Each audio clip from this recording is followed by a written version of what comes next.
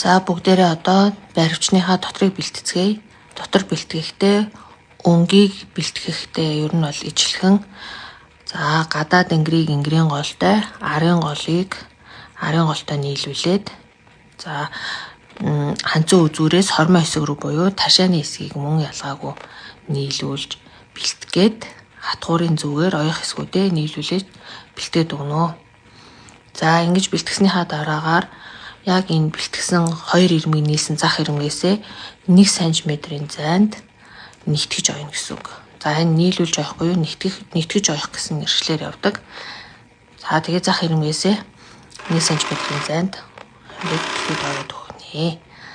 За ингэж ойсныхоо дараагаар бид нар өнг болон дотроо нэгтгэх хэсгээ шалгаад өгнө.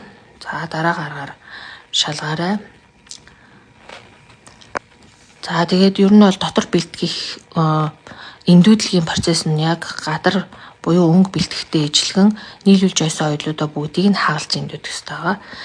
За ингээд өнг болон дотрыг нэгтгэхээс өмнө хийх зүйл маань бүчээ бэлтгэх хэрэгтэй. Энэ бүчийг ташуу хэлбэрээр эсгэх бөгөөд өргөний хэмжээ нь 2.5-аас 3 см өргөнтэй эсгээд за энэ эсгсэн нэг яг дараах байдлаар ингэж ойх ёстой. Ойсныхоо дараагаар эргүүлж эндүүднэ.